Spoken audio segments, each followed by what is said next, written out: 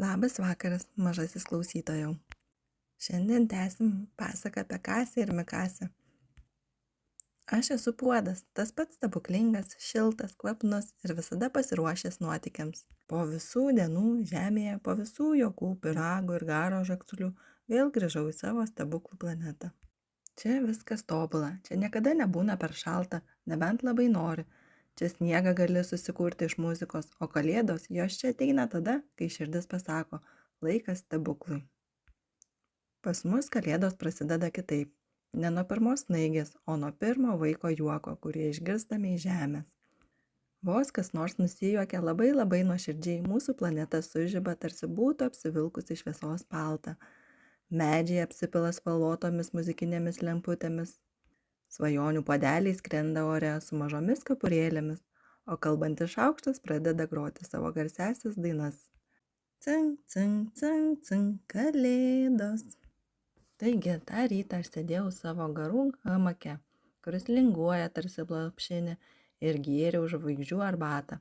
Staiga žiūriu, visos snaigės aplink mane vienu metu suspindo. Net garai, kurie paprastai rūksta ramiai, pradėjo šokti mažą kalėdų šokį. Aš supratau, žemėje artėja kalėdos. Ir man tai pasidarė smalsu, kad net dangtelis kilstelėjo aukštyn. Mano širdelė, taip, puodai irgi turi širdelės, suspurdėjo. Kaipgi kalėdos atrodo žemėje šiemet, kaip Kasė ir Mikasė jas švenčia. Tik pagalvojau ir... Mano dangtelis suvirpėjo, garų dūmelis aplink mane apsisuko 3 kartus ir tada išgirdau. Puode, ateik pas mus, kalėdos, kalėdos. Čia buvo jų balsai, mano mergaičių, Kasės ir Mikasės. Man net nei sekundės nereikėjo suabejoti, jau skrendu.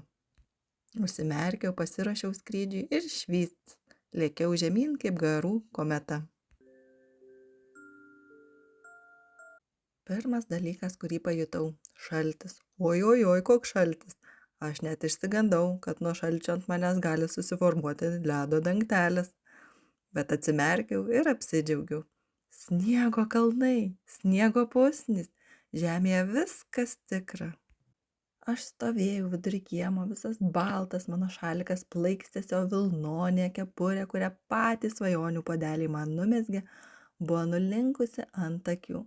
Oho, kaip gražu! Ir tada priėjo jos, Kasė ir Mikasė, 2 mano mylimos, 2 mano kūrėjos, 2 mano mergaitės. Puode, tu tik pažiūrėk į save, atrodai kaip eglutė, juokėsi Kasė. Ne eglutė, o kalėdų puodas, pasitaisė Mikasė, bet be lempučių. Aš pasipurtau ir nuo manęs tik trink, trink, trink, trink pradėjo kristi spindinčios žvaigždės, lyg tikrai būčiau pasipuošęs. Dabar geriau? Paklausiau išdidžiai. Dabar tai puiku, suriko mergaitės.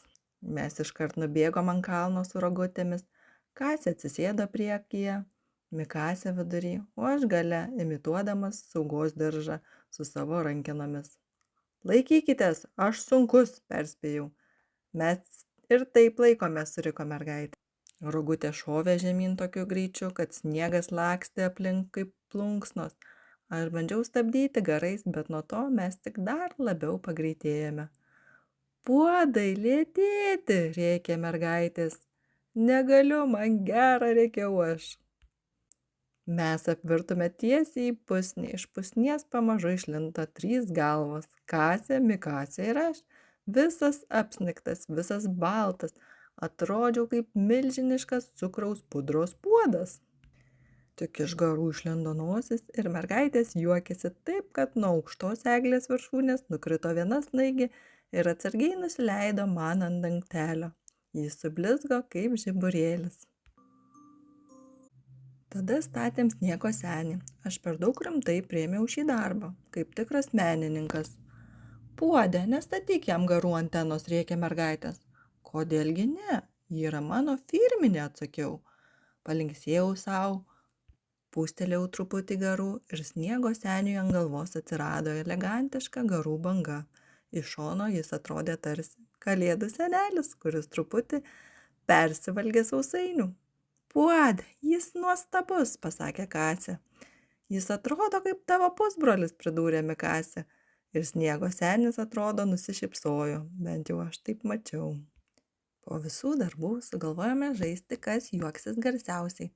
Kasė pradėjo hi hi hi hi hi, Mikasė ho ho ho ho, o aš hik hik hik hik. Tai prasidėjo Garo žoksulys, tas pats, kuris išgaruoja visą mano rimtį. Mergaitės raitėsi ant sniego, aš bandžiau sustoti, bet kiekvienas hik atrodė kaip mažas netyčinis fontanas iš mano viršaus. Net varna, kuri tupėjo ant tvoros, nusirito nuo juoko. Tai buvo diena, kuri galėjo niekada nesibaigti.